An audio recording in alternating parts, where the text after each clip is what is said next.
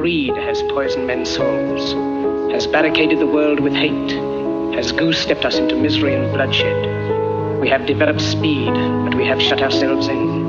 Machinery that gives abundance has left us in want. Our knowledge has made us cynical, our cleverness hard and unkind. We think too much and feel too little. More than machinery, we need humanity. More than cleverness, we need kindness and gentleness. Without these qualities, life will be violent, and all will be lost. To those who can hear me, I say, do not despair. The misery that is now upon us is but the passing of greed, the bitterness of men who fear the way of human progress. The hate of men will pass, and dictators die, and the power they took from the people will return to the people. And so long as men die, liberty will never perish. Don't give yourselves to brutes, men who despise you, enslave you, who regiment your lives, tell you what to do, what to think, and what to feel, who drill you, diet you, treat you like cattle, use you as cannon fodder. You are not machines. You are not cattle. You are men. You have the love of humanity in your hearts. You don't hate, only the unloved hate, the unloved and the unnatural. Don't fight for slavery, fight for liberty. In the 17th chapter of St. Luke it is written, the kingdom of God is within man, not one man nor a group of men, but in all men, in you. You, the people, have the power to create machines, the power to create happiness. You, the people, have the power to make this life free and beautiful, to make this life a wonderful adventure.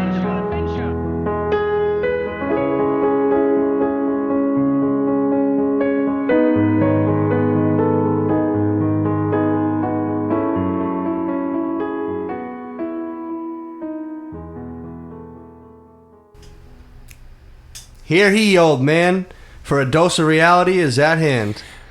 Welcome to podcast number 4. Number 4, cuatro. Coming at you. Coming at you swift. We're excited the attention the Facebook page has gotten. We almost have 500 likes, I think, at this point, which is pretty good for 2 weeks. Yeah, I think that's going well.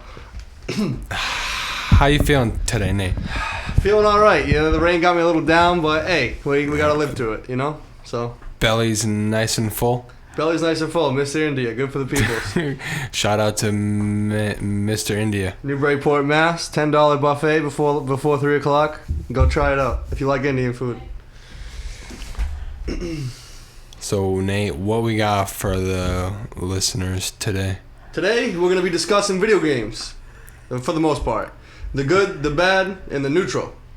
First, I want to give some statistics on how many and what kind of video games are being played, how old the average game player is, all that stuff. Because I think we play more video games than we think. Because when I was looking at these statistics earlier, I was kind of surprised at some of these numbers that I'm about to spit at you. So we'll just go right ahead and dive into that. So 155 million Americans play video games. Definitely. There are an average of 2 gamers in each game-playing U.S. household. 4 out of 5 U.S. households have a device just for playing video games. I mean, those are some pretty heavy numbers. Yeah, even just from right off the bat. my own home, me and my dad, too. Yep. Boom. So it says 42%. This link will be in the podcast as well. As you're listening to this, if you want to know what this comes from, we'll put the links in the when we release the podcast. But 42% of Americans play video games regularly. That means 3 hours or more per week. That's a pretty high percentage. And the average game player is 35 years old. I thought that was a surprising number. You figure it would be in like the mid-20s or something, right? Yes. Yeah, so the average game player is 35 years old. 26% of game players are under 18. 30% are 18 to 35. 26%? 17%. 36 to 49, and then 27% it says 50 plus. Wow. But you got to think all these games though. Like, look at all these. You might have a relative or aunt or something that plays all these Facebook games all day long, and you got to add that to the equation as well, right? Yeah, they might not be playing Skyrim or something, but they're playing online poker, which is technically still a video game. Farm. Yeah, Farmville. Poker too. Yeah, I like the one you can grow your own pot. That's a good one. But yeah, we all have that family member who's on Facebook, and all they do is try to get you to play the stupid games with them. Send you invites. But those count. That counts. So I think that's why the numbers are why they are. And the gender. So this one surprised me too. The gender of game players: 56% male, 44% female. And this surprised me at first. Female gamers are cool. Yeah. And I figured it was gonna be like 30% female, but then I thought about it, and we all have those aunts and stuff that are playing these Facebook games. Aunts. And yeah, or even those little games on your phone, all that stuff. But I dig the female. so I guess it's not that gamers, though. surprising, because there's plenty of games that attract females as well as males. When you really think about it. I mean, there's a lot of video it games. It doesn't have to be some quote unquote girly game with like, Yeah, definitely. You know, like Yep. plus you think of those dance games, those dance Yep, all that. dance games. The most frequent gamer feels that computer and video games provide more value for their money compared to DVDs, going to movies and music. Oh, totally. And It's so much more interactive. Absolutely, it's an interactive experience, and I think that's why it's so good. That's why people enjoy them so much, especially It's for me, like like RPGs and stuff. Entertainment beyond. It's entertainment that you're actually a part of, which I think is makes it better. Yeah, that you put some worth into. yeah. And speaking of that, entertainment that you're part of, I think we're going to talk about virtual reality today, but I think virtual reality is going to submerge you inside movies, and that's going to be pretty fucking sweet, dude. When you're going to be able to put on you're going to be able to put on a virtual reality headset and like be in the movie almost. Be in the movie. Yeah, that's going to be crazy. But we're gonna get into that That's kind of after. wild to Yeah, that's going to be wild. think about. Yeah. Yeah, so 39% of frequent gamers play social games you can play with each other, action games, puzzle board games, stuff like that. Are these statistics only talking about? Yeah, they're only talking about video games, right? Yeah, but they bring up, so they say... Games played through electronic means, like not like board games. Yeah. Gamers who are playing more video games than they did 3 years ago are spending less time watching TV, going to the movies, watching movies at home, stuff like that. Because I would rather my kid play games than watch TV. Yeah, well, especially that article you showed me that you're going to end up talking about with the benefits of gaming and what that can do for you. There's a lot of good benefits that I think people that don't play video games don't realize. 56% of gamers play with other people. I think that's kind of obvious for the most part. I think 50-50 you want to play with other people most of the time. I think those are the main statistics we wanted to get into. So what? But I think it's funny to say that the top selling computer game has been for a long time is The Sims, which is like a recreation. Man. It's like a created reality. Yeah, we'll get into that once we get into I thought that was interesting. Bigger concept. So why don't you talk about personal experience? Yeah, like the first like when you. So and not only giving just your account, but sort of tying into the psychological. Yeah. So I mean, I've been playing video games a long time. I started when I was probably 7 or 8. I always liked sports games, strategy games, and RPGs. RPGs are probably my all-time favorite. They create great distractions for hours at end. I'll tell you that much. But also awesome entertainment as well. Why watch TV when you can interact with it instead? That was my mindset. Yeah. We've always loved games, though, as a species. It's just that video games have taken it to a whole new level. Like, now we're submerged in these whole new created realities. And I think that's why video games are so popular. Yeah, and they take you into different, like, especially like sci-fi games. Someone's artwork, too. Like, someone created that. Yes, It's It's definitely a manifestation in that way. But especially talking about taking it to a whole new level, and now with virtual reality, man, that's gonna explode video games into a whole new realm of existence, and I think explode humans into a whole new realm of existence. Just the possibility it offers. Before we get into that, I want to talk about, I think, because my own path on the games was just being so aware of it as a kid.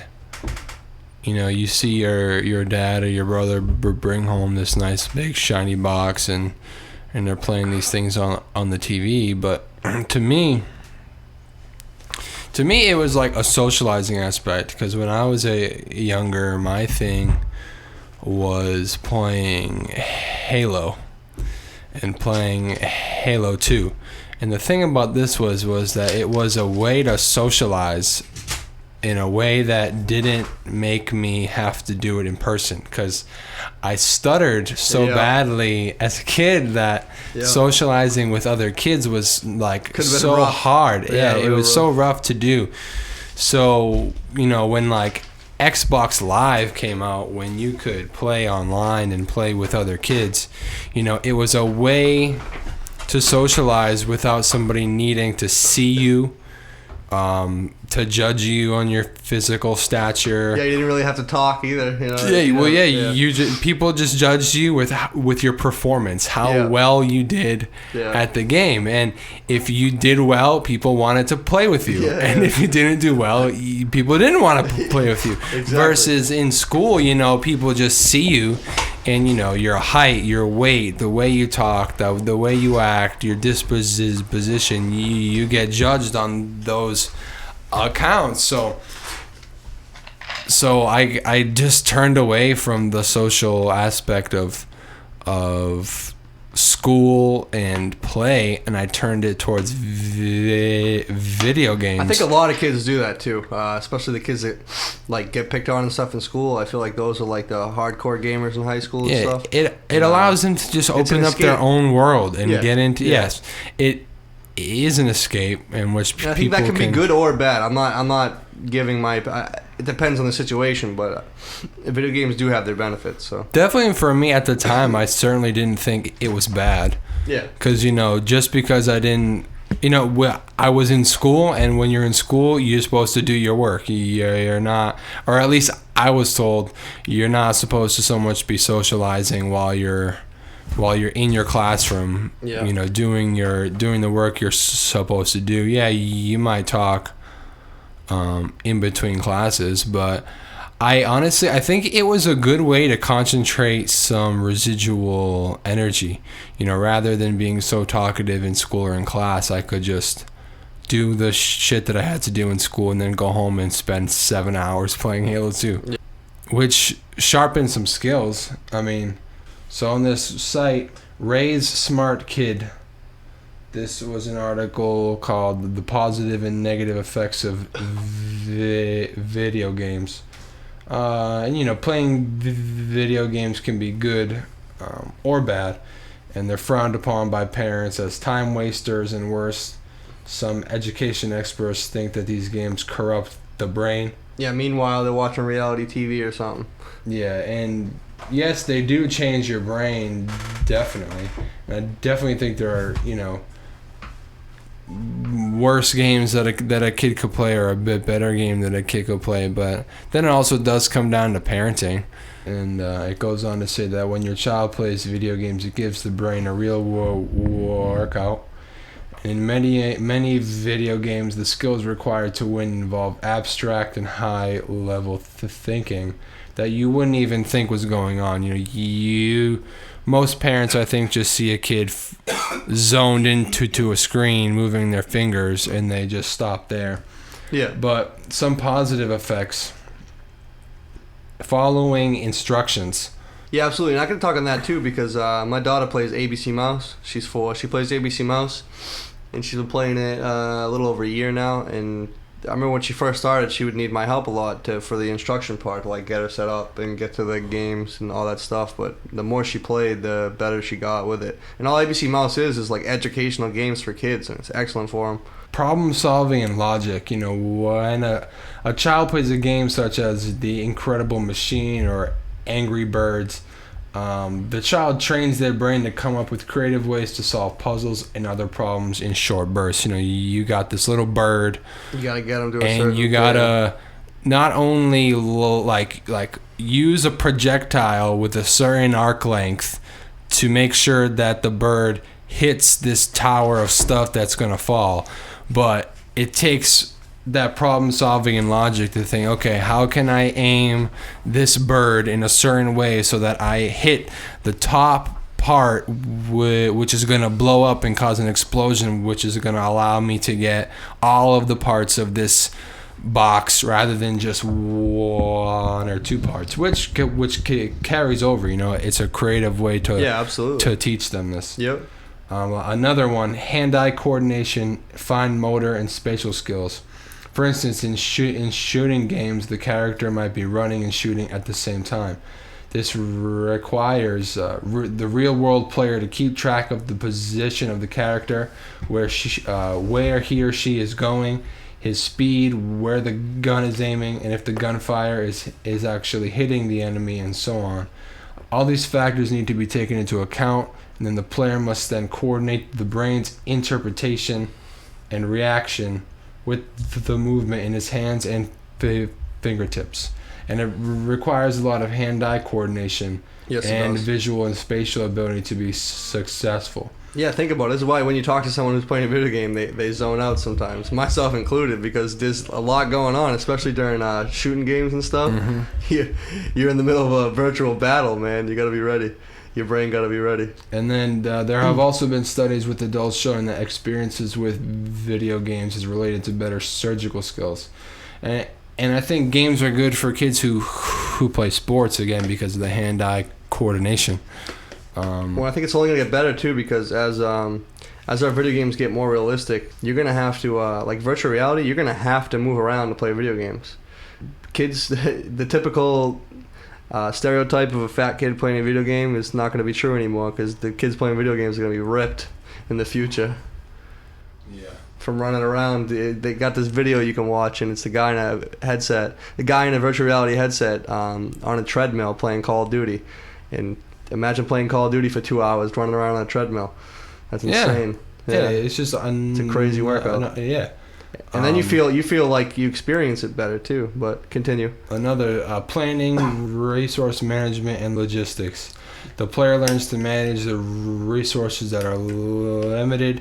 I think a really good game for that is The Sims. Yeah, and decide the best use of the RPGs too. Resources. So games like SimCity and Age of Empires, and especially SimCity, yeah. And even the Civilization 5, the American Planning Association, the trade association of urban planners, and even Maxis have claimed that SimCity has inspired a lot of its players to take a career in urban planning and architecture. You know, you have this little mini. I used to play. Talking about this, I'm about to download it tonight. Yeah. SimCity's a great game. Yeah, you have this little really mini good game.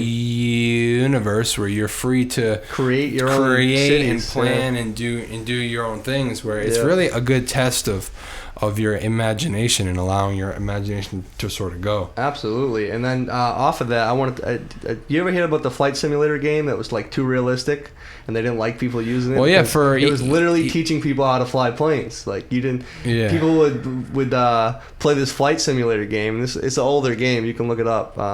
And it was so good that it was actually teaching people how to fly real planes. Yeah, which and it was built to just be a video game, media, you know, but it ended up being like a training manual for flying actual airplanes. Yeah, they used to have that. That's what astronauts do too. At Peabody High in the ROTC room, they had a little flight simulator in the back room. Some more positives: multitasking, simultaneous tracking of many shifting variables, and managing multiple objectives like in strategy games while developing a city. An unexpected surprise like an enemy might emerge, so that trains your child to become more flexible and quickly train or change to tactics, and also to be mentally prepared for obstacles that come your way in life. The art of stoicism, I think video games teaches that a little bit. Because especially the games like that, the strategy simulation city games, like even SimCity, all of a sudden aliens come down and attack you, and you're like, oh, I don't have anything to fight back. I should have been ready for that. So they prepare you to expect the unexpected sometimes. And we have some cognitive scientists that make remarks on the quick thinking and making fast analysis and decisions. Because sometimes the player is making these fast decisions every second of the game, and the brain really gets worked. According to researchers at the University of Rochester, led by one Daphne Bavelier, a cognitive scientist, games simulating stressful events such as those found in battle or action games could be training tool for real-world situations. The study suggests that playing action video games primes the brain to make quick decisions. Video games can be used to train soldiers and surgeons, according to the study. Yeah, they do that. According to Bavalier, action game players make more correct decisions per unit time. If you are a surgeon or you're in the middle of a battlefield, that can make all the difference. Now, here's the thing I don't like, though, and I know we're talking about the positive right now. I want to say one negative on video games is I just seen an Go Army ad on Facebook, and they were using, like, basically, it looked like a video game. The top advertisement, come join the Army, and they're, like, shooting out these UFOs out of the sky with these laser-looking guns. Like, it looked like a Halo. Yeah. It looked like a picture from Halo or something, and now they're using it for Army advertising.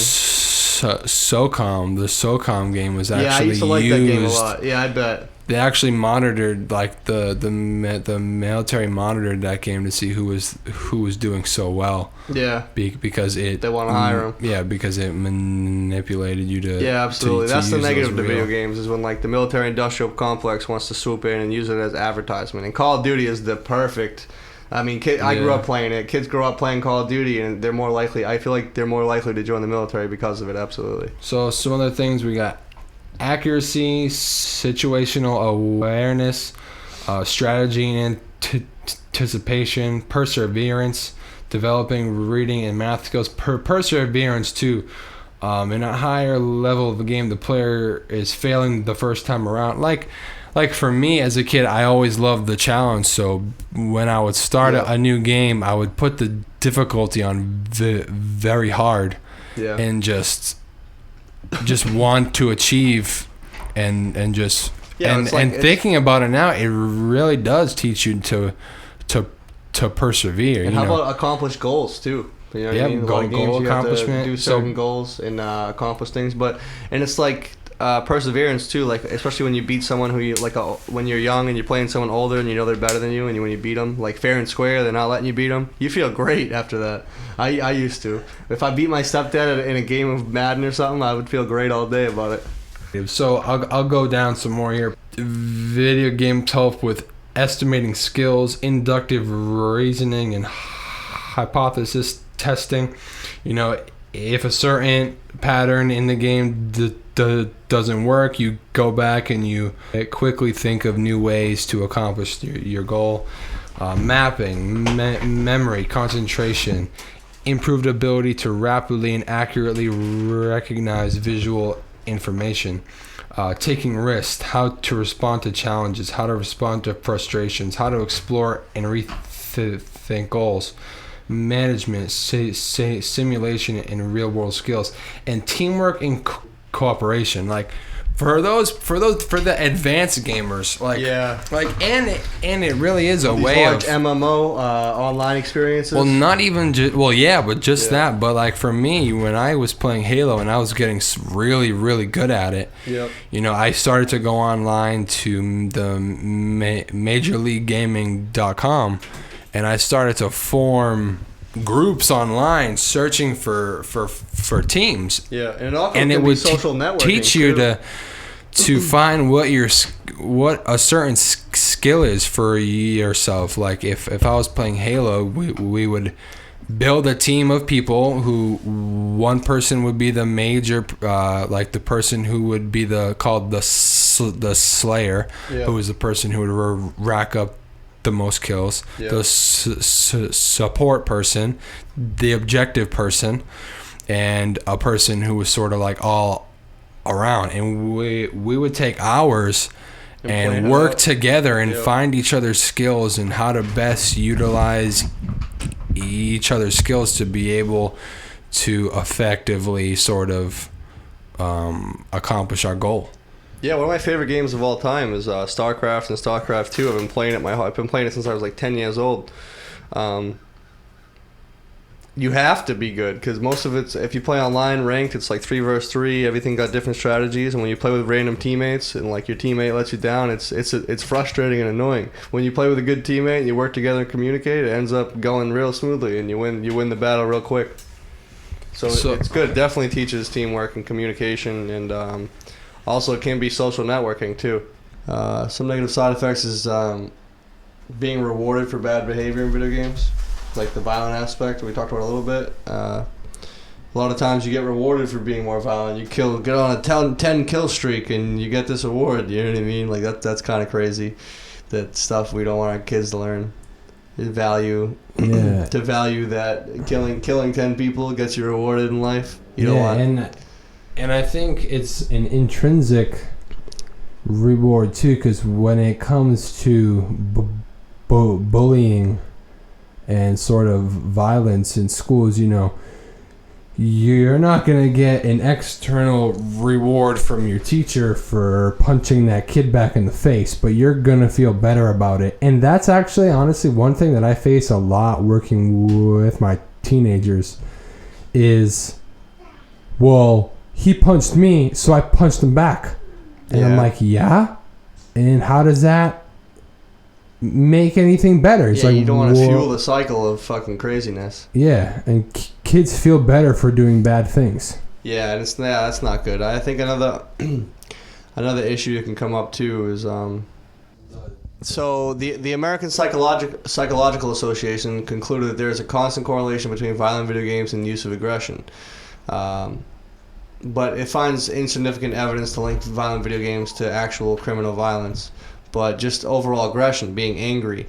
And I can see that because as a kid I was super angry and played violent games and stuff, but also you get so into it, you get pissed off when you lose or something like that, and it creates your mindset. But also another thing, dude.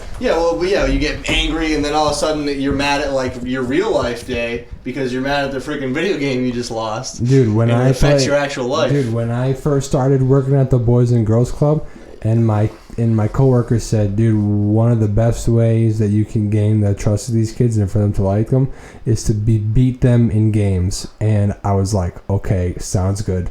So these 3 kids were playing Halo in the other room, and I was, of course, like, oh yeah, here's my chance. So I walk into that room and I said out loud, who wants to lose? Yeah. And these kids turn around and they go, yeah, right. Yeah. Dude, I beat these kids so bad. One of the kids had a temper tantrum and was like, oh, I'm so bad at everything. Oh, my life sucks. Oh my God. That's the negative part of it. Just damning his whole existence because he can't play Halo that good. He lost a game of Halo. Yeah. And then me and the other kids were, yo, bro, calm down, man. Yeah. And just when you say it out loud for what it really is, like, yeah, come play this video game where you're virtually killing people and it's a blast. Like, when you say it like that, it doesn't sound right. But also, I think losing touch with actual reality, I think more so with virtual reality, but just video games in general, when you play for 6-7 hours a day and come back to the real world, like, you just completely lose touch with your actual reality around you. Or don't want to be a part of it. Or like kids neglecting their kids. Not kids neglecting their kids. Parents neglecting their kids playing video games sometimes. I'll even catch, not neglecting, but I'll catch myself sometimes being too preoccupied trying to play a game, and I forgot to make Natalie lunch 10 minutes ago or something like that. You know what I mean? Or she asked me for a drink 5 minutes ago, and I forgot to help her get it. Yeah, and just stupid little things like that. Like not full on neglect, but just 12 kill streak and COD. Or 12 kill streak, or I'm trying to win a game of Hearthstone that takes me 15 minutes to do. You know what I mean? It's just distractions. I think ultimately distractions. And I think too, we think we've benefited so much from games that we don't see the negatives as much as we see the positives. But I think overindulgence is where the negatives really start to happen, because once you start overindulging in almost anything, the negatives start to come out. Like you can't even drink too much water without hurting your body. And the same thing if you play too many video games, that's when the negative effects really start to pile up, I think. Yeah.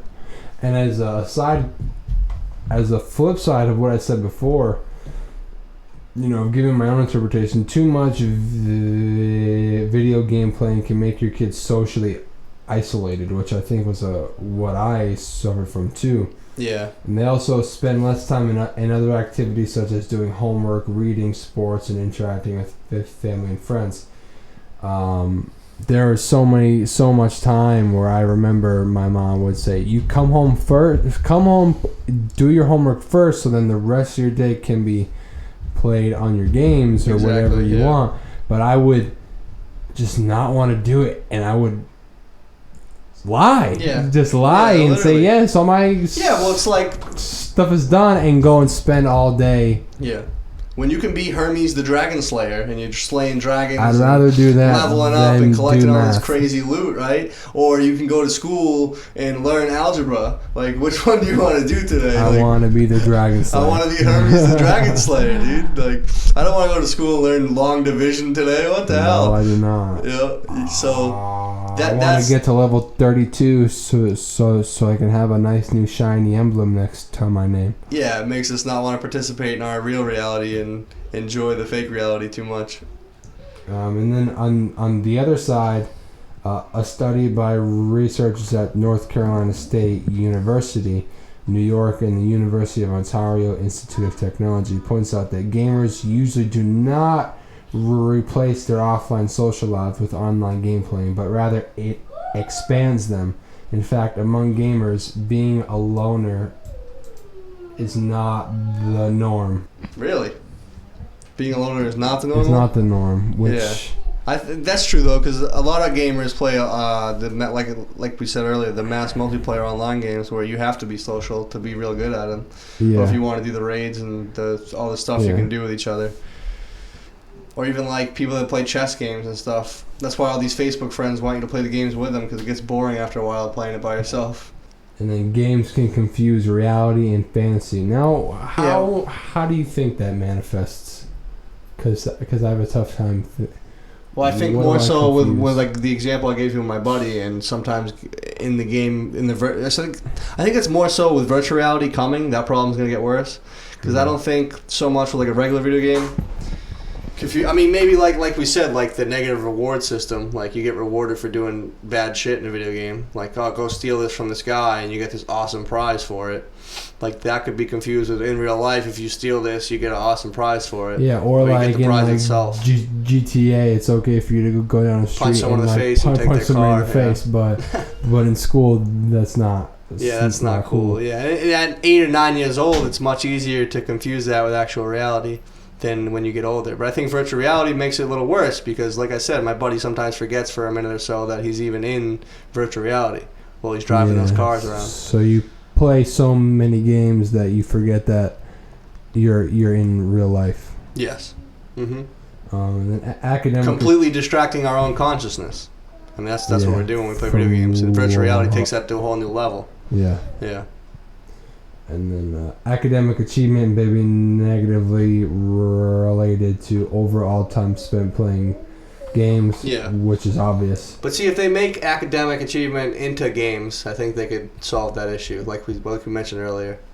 Although some studies suggest that playing games enhances a child's concentration, other studies, such as a 2012 paper published in Psychology of Popular Media Culture, have found that games can hurt and help children's attention issues, improving the ability to concentrate in short bursts but damaging long-term concentration. Yeah, I think that depends on the video game too, because something like Minecraft is not going to be as destructive to a kid's personality and how he acts as Call of Duty. Yeah, you know what I mean? Because I enjoyed more games where I'm like it says, doing short burst stuff rather than like a driving game where I would have to concentrate on staying on this road for 10 laps. Yeah, you know, like I would just rather not do that. You know, which now that I think about it, probably did have an effect on my short-term concentration.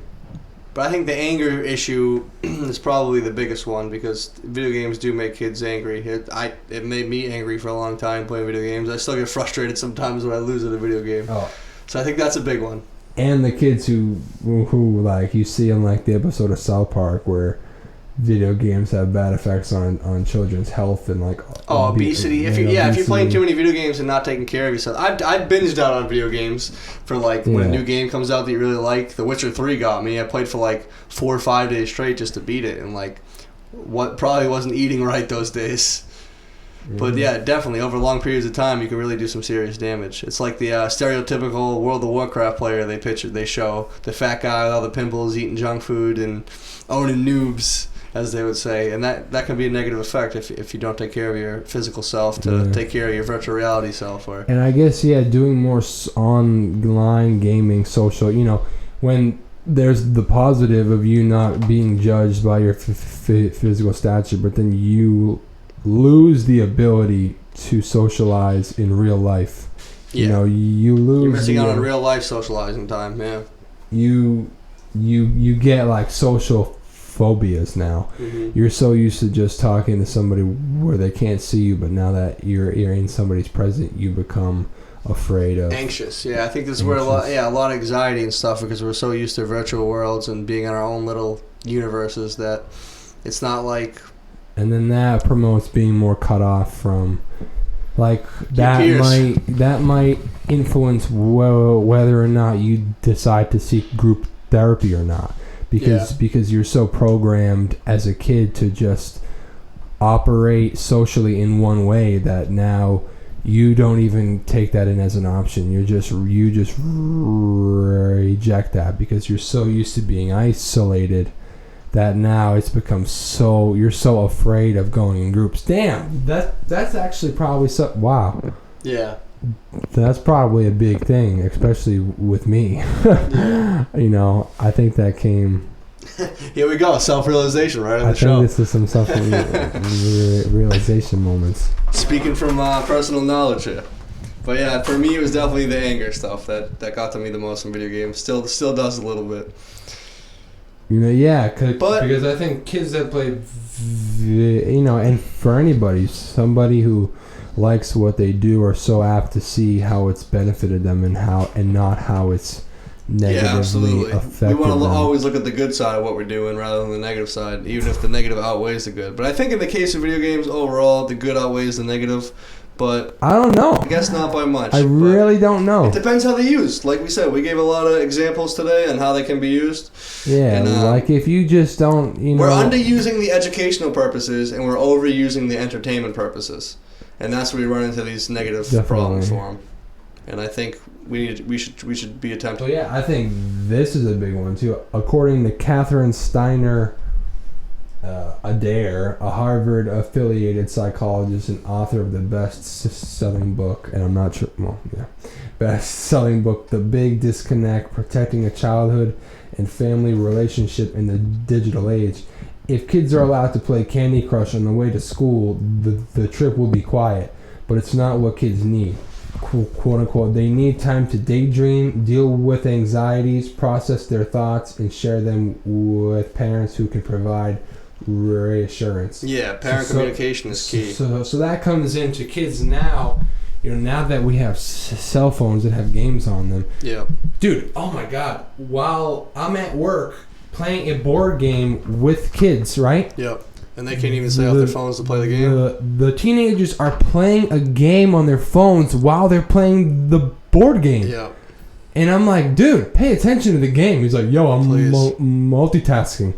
I'm like, what? Yeah. So now they're just always inducing these games, and they're not able to deal with their anxieties, and they can't daydream. Yeah, and when they multitask like that too, especially on the games, like we all think we're good multitaskers, but when you multitask, you're doing, instead of doing one thing really good, you're doing a couple things bad or just really bad. Because multitasking, and then when we get hit with multiple things in real life, in the real world, we get flustered, and because we're always trying to fit too much into one thing.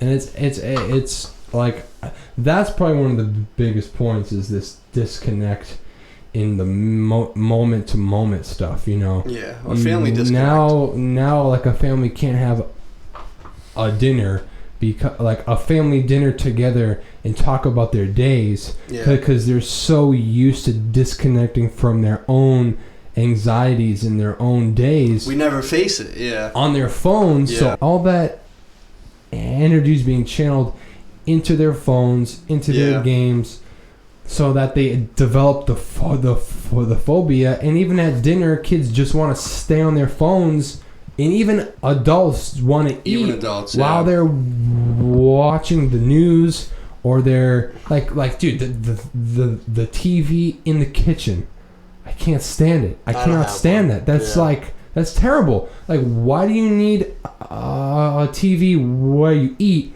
and a 45-inch one in your bedroom and in your bedroom and in your living room. What you just said too, I think that what a lot of the video games and the TV watching is us trying to hide from our own insecurities and anxieties and phobias. Because it totally is, dude. Man. People just put on as background noise to play their video game on their phone. Like people will play on their phone while watching their favorite TV show, be not really paying attention to the show and not really paying attention to the game because you're trying to do both at once. You're watching two screens at one time. To deal with themselves. Yeah, and instead of sitting there to do this. Thinking about your thoughts of the day or going over your own anxieties and trying to overcome them, you're just suppressing them further with this escape from reality. And in consequence, disconnecting yourself from your family more.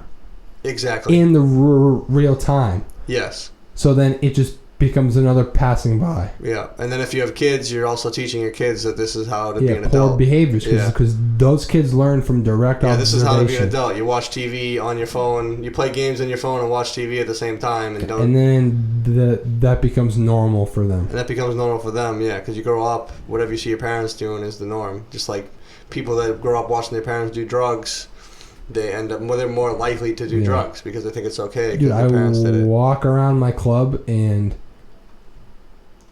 half of the time kids will sit in one spot and just scroll on their phone for hours. Hours, yeah. I mean, I catch myself doing that too. I'm an addict to Facebook and stuff like that. It's an ongoing process for me to come off. We need to start to be our own dude. Comes back to that quote. You need to be the change that you want to see in the world. And exactly. You need to, and it comes back to that first point that I said in the first show is that you got to not be afraid of those skeletons falling down on you as soon as you open up that closet door. Yeah, we talked a lot about this in podcast 3. Whitaker. It really just takes that self-look. Yep. And absolutely. And taking what other people are saying as wisdom. It's like what Toth says. Wisdom is all. You know, what somebody says to you isn't necessarily just them critiquing you, and then you need to defend yourself. There's some wisdom in those words. Yeah, we need to stop taking offense. No matter how everything. small or large.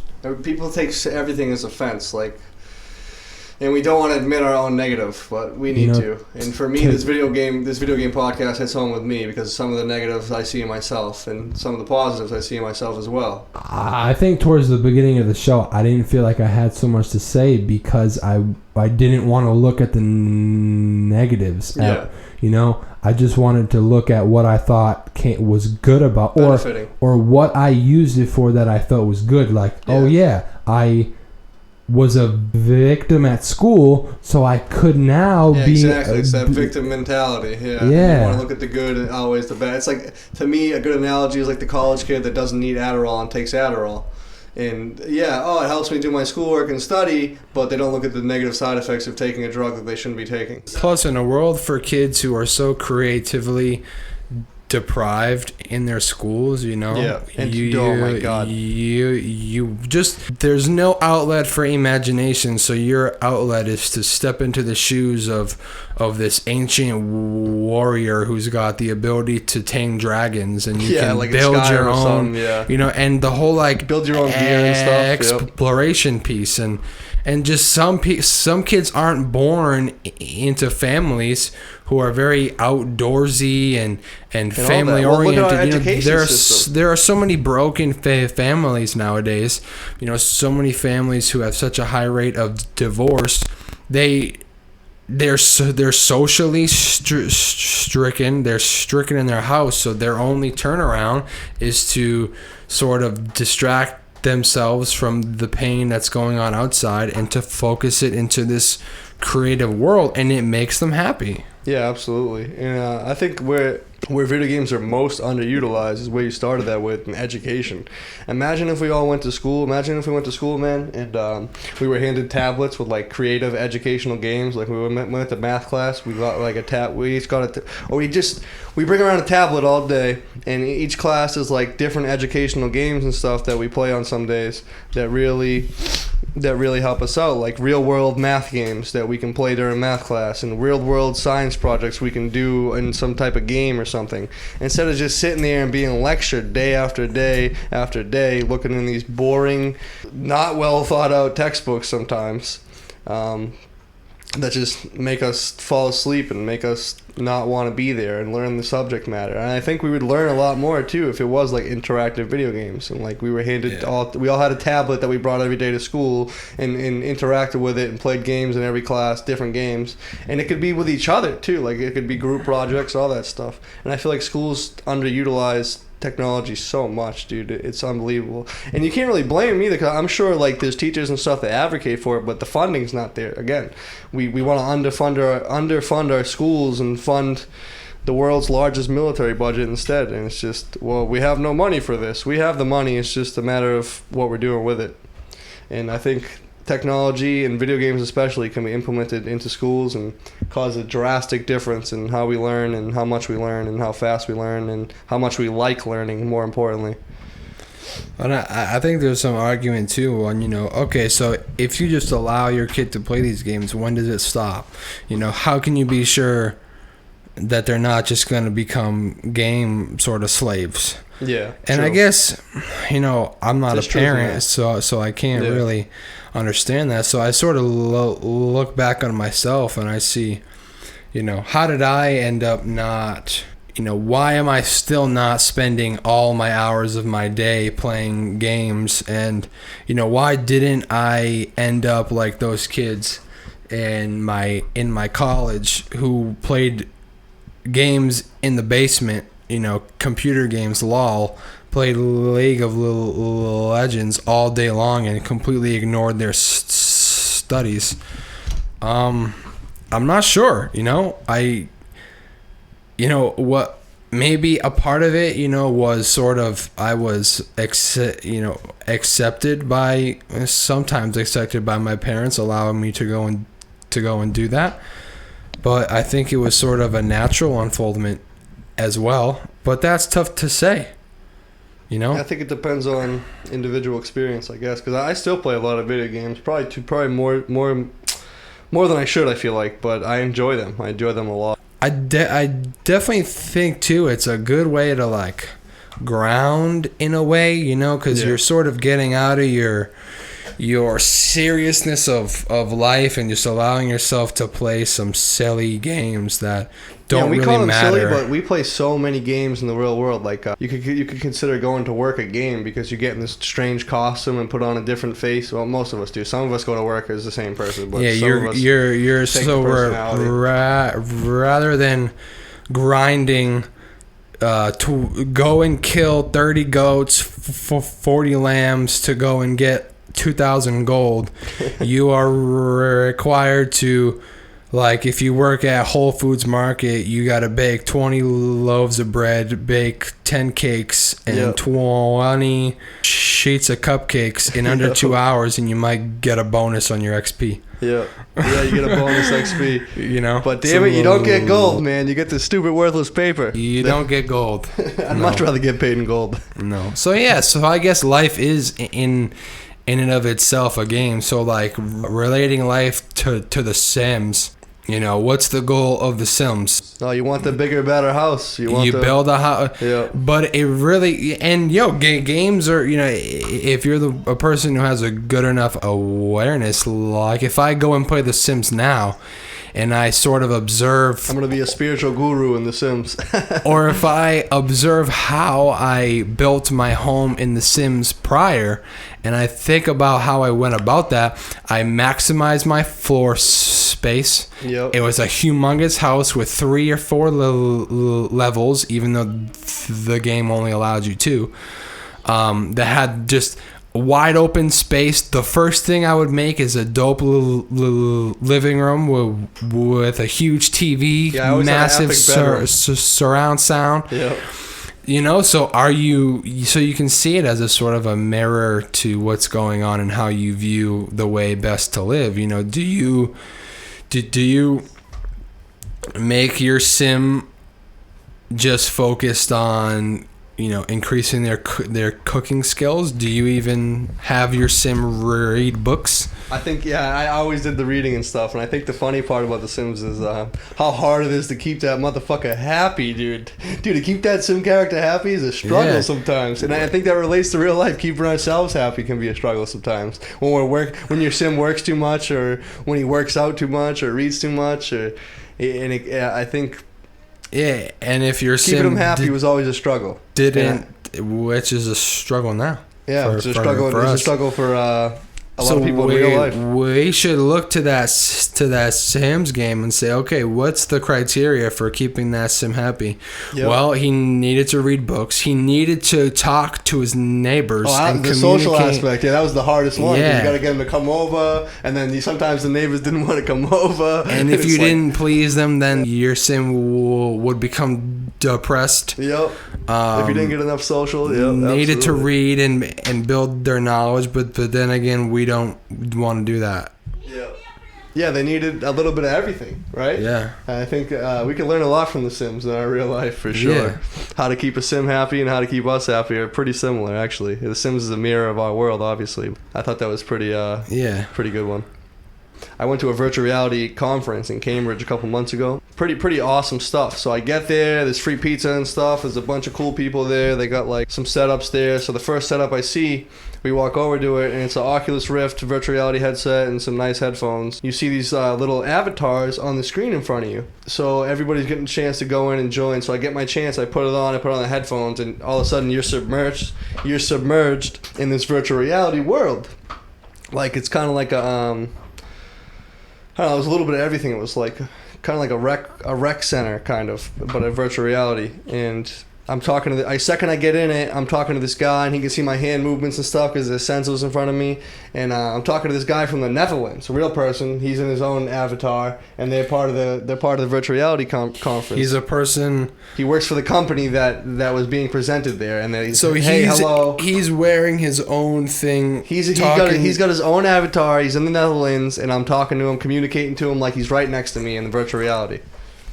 And he can see your face, like you can see his face. Yes, well, not his real face, but his avatar's face. But you can make an avatar of real you if you wanted to. And so this guy gave a whole presentation too later on that night. The same guy that had that setup, he was talking about they want to use that for a lot of things. They were using it for other people to learn languages firsthand. You can go in the virtual reality and go to a room full of people in France and learn French with them. Like on a personal level, and they're across the planet, and it's like you're in a room with them chilling. That's interesting. So it's gonna change a lot of things, man. And they're just starting to develop it. So like him, he created his own like relaxing room. So if all of his friends were across country or whatever, they could all get together and play Dungeons. He had a whole legit Dungeons and Dragons setup inside the virtual reality room. He turned on the fire. He put on some pub music in it. Like it just made it board game, an awesome Dungeons experience. And Dragons. Yeah, inside this virtual reality world though. And you could play it? And you could play it real. It was a giant board. It was a giant table just built for it. Like, it was excellent. They spent hours creating this, like... That's crazy. Dungeons and Dragons playroom for him. It's amazing. And so this other guy gets up, and he gives a presentation on online shopping, dude. And, a lot of companies companies are already going out of business, and this dude's been trying to do this, I guess, for like 15 years now. And he builds these online 3D shopping experiences that you can put virtual reality headset on, and you're walking through an online infinite mall. You can walk into stores, explore the store as if you're actually there. And I thought I think that's gonna catch on as internet shopping only gets bigger and bigger. But you can literally put on the virtual reality headset and explore the store, explore these virtual reality stores as if you're actually in them. So did you find that you forgot that you were in it? So we didn't get to experience these ones. No, forgot that you were in the simulation. On a personal experience, not really. At the first time I tried virtual reality, I know you haven't. The first time I tried it, my buddy got the Oculus Rift a year before it got released. And so I go over his house and I tried it. The first thing I tried was a roller coaster simulation.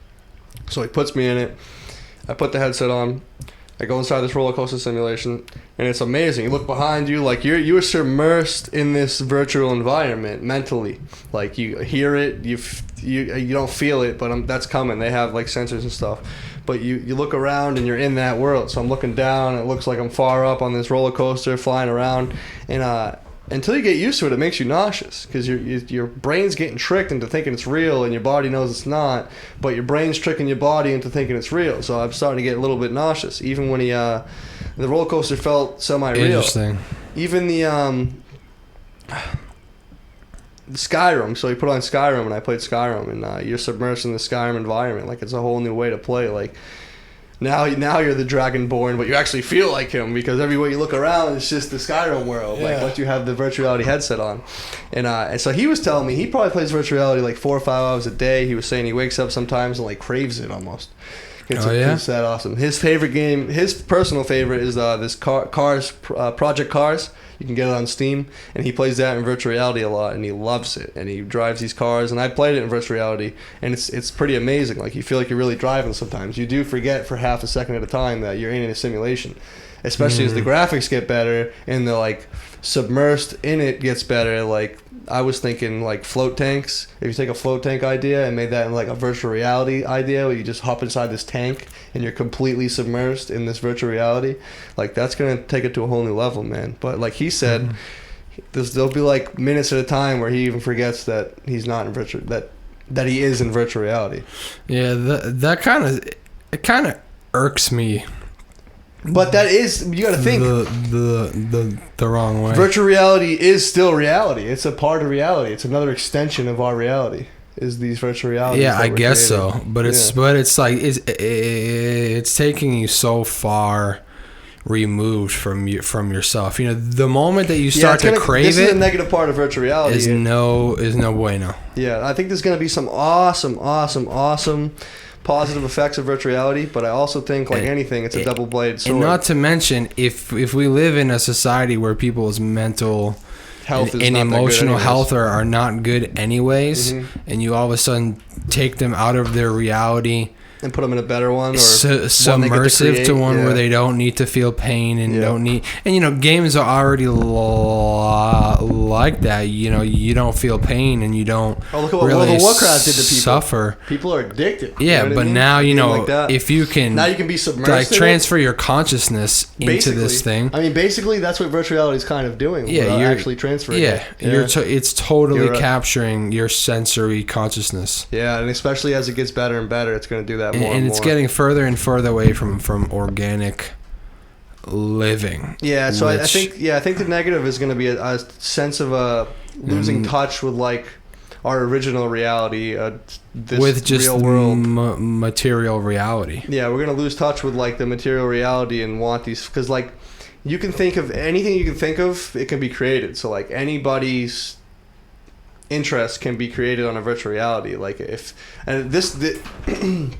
so like it's going to appeal to everybody, but I think some of the really good benefits are going to be like handicap and paraplegic people that can't walk and run and stuff. Like, they're going to be able to put on virtual reality and like experience a whole new life again that they can't experience in the real world. But I also think the negative effect of that is they're not going to want to be in their own real world anymore, and that might cause that's what just turns me off so much. Yeah, I understand where you're coming from that, but I look at it as the awesome view too. For educational purposes, imagine being back in school, dude, and learning about Native Americans or stuff, and we could all put on virtual reality headsets and be there. Or we're learning about dinosaurs today, and we put on these headsets, and bang, there's a T-Rex right in front of the whole classroom. Like, that's gonna be amazing. Yeah, especially with those new.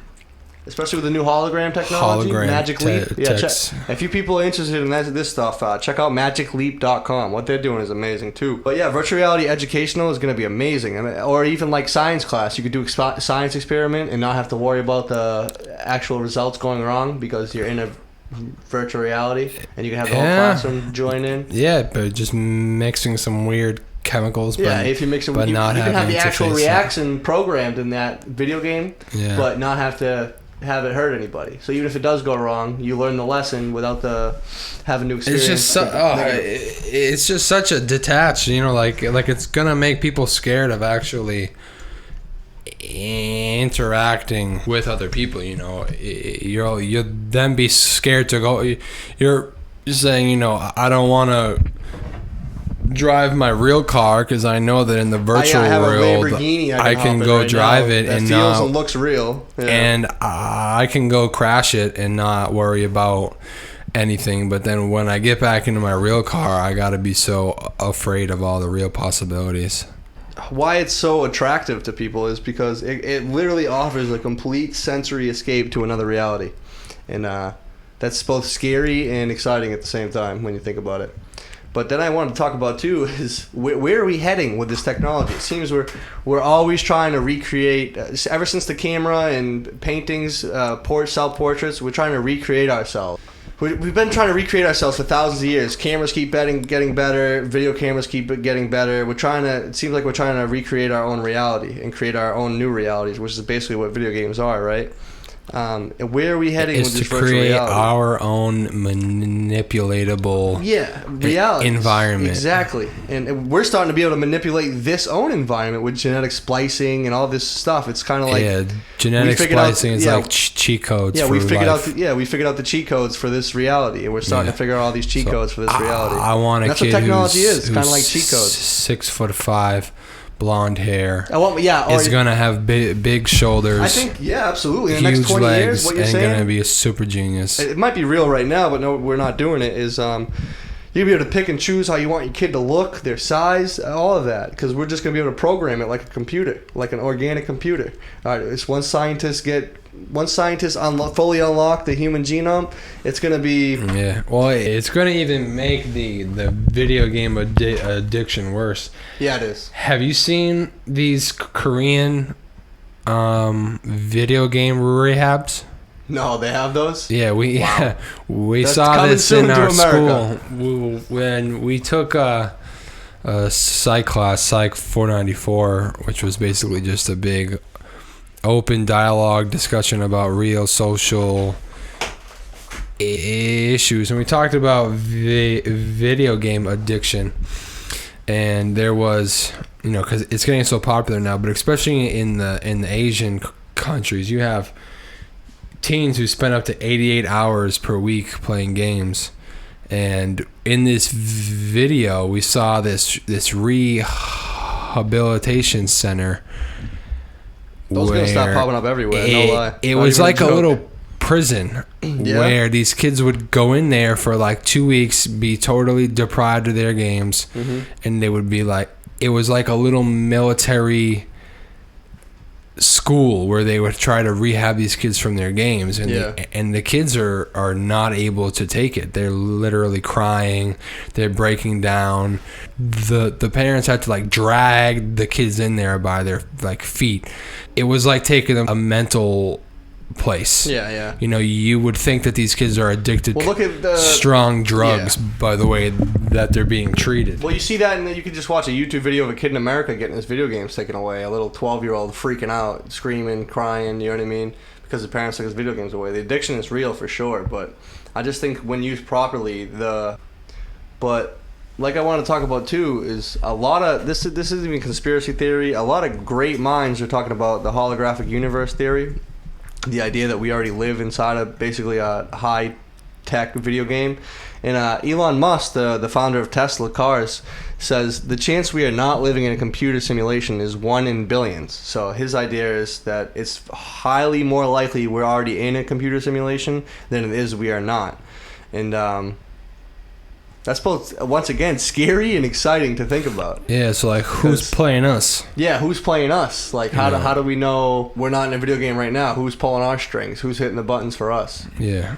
And, I see that as, the higher self kind of. Yeah, the higher self idea. And this multi-dimension idea and this dream within a dream. There's it all like a co-coordinates. 6th density version of yourself who is sort of guiding you. Yeah, he's just a higher level than you. Yeah. I look at this life as trying to evolve to higher levels. And it kind of makes sense, honestly. We kind of come into this world with this amnesia of what we really are, where we're really from. A lot of people ask the question, what is life after death? I've always thought of the question, what is life before life? Where was I before this life, before I was born here as Nathan? If you come in, you must come out of somewhere, right? Yeah, so you came from somewhere to come in, so you have to go back to where you came in outwardly. Yep. So I think where's life before life is a better question than what is life after death. I think they're both valid questions, and I'm curious on both, but the life before life question got me. If it's like the movie The Matrix and we're in that kind of situation, then that sucks. That's terrible. But if it's like some spiritual learning experience that we're here in, like the higher realms, the higher dimensions, is like leveling up. Once you die, you either level up or level down, go down a dimension or up a dimension, or stay in your dimension, restart, respawn with no. It's like the ultimate video game, dude. We respawn with no memory and have to figure it all out again over and over and over until we raise up to a higher level and become one with the the player has no memory. Yeah, the higher self, being the person who's holding the controller, has the memory of every single experience, but the player who dies and comes back doesn't like, it's not like they have some habitual imprint where now they know that, you know, when you get to the big boss that you got to turn left instead of right. But the player does, the person holding the controller, so that can come back to the higher self. As the game character is a metaphor for the real player who's got all the memory and who's learning. I think that's a good metaphor for this life now, is the video game metaphor, and that whatever is guiding my behavior is learning, you know, through, like, my eyes are the screen. And that's the other thing too. All of this technology first came from the human body. Like the video camera is based off the human eye. The virtual reality is based off your pineal gland.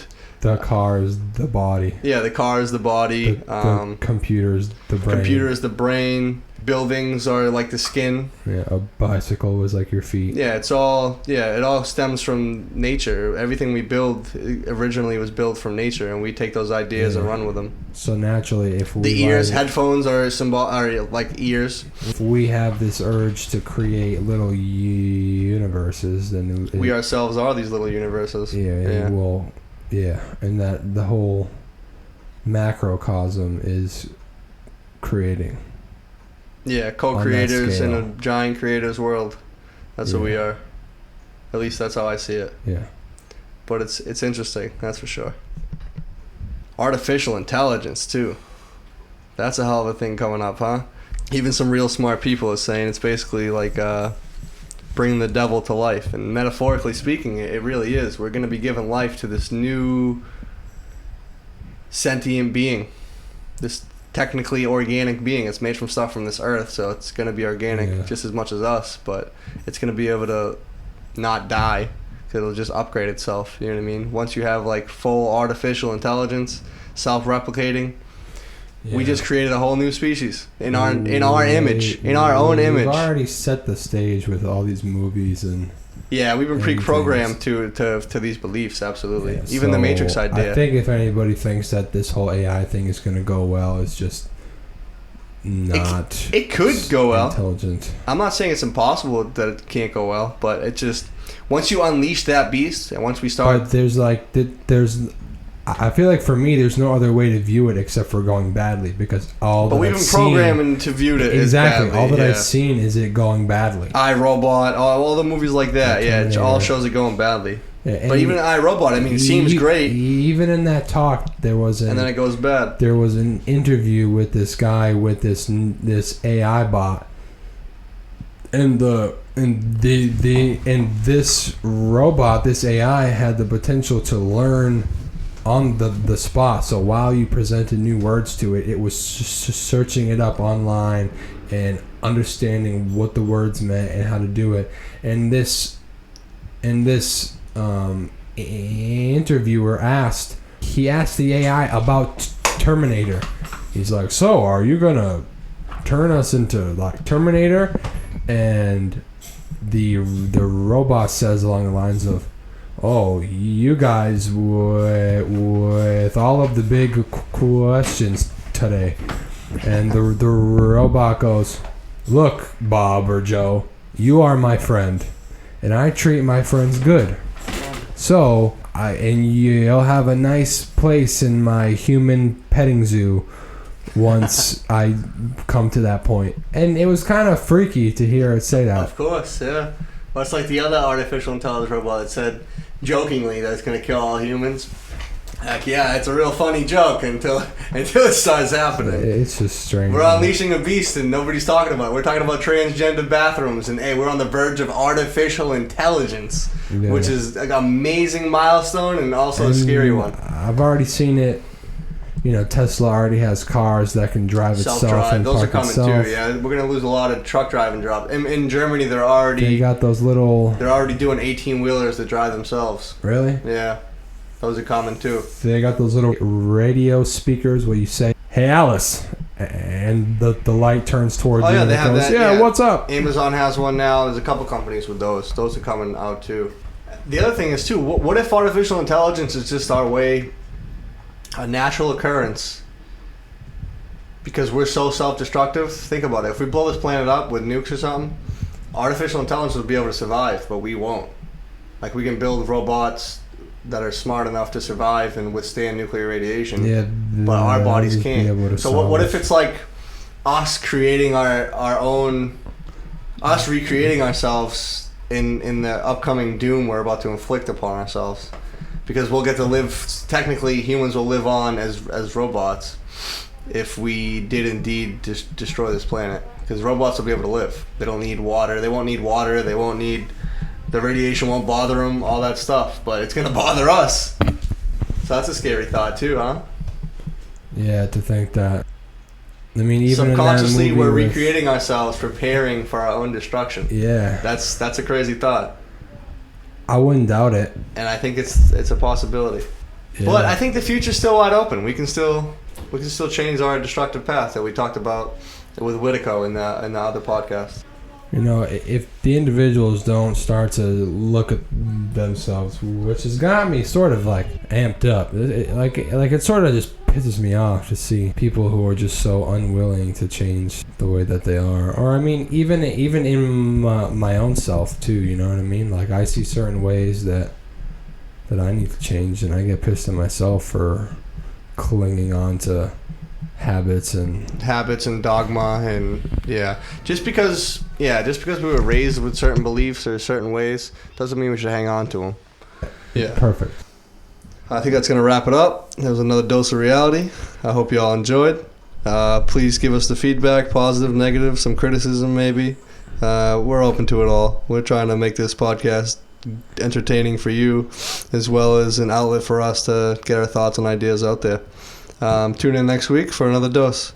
Yeah, tune in next week. We got an awesome show. We're gonna have a woman I met in Nepal who runs her own alternative news site called Ever Widening Circles. She's gonna give us a good topic on that. That site has been getting some amazing views from thousands of people from countries all around the world. So please be sure to tune in next time. We love you here at A Dose of Reality, and keep working every day to make your inner reality balance your outer reality.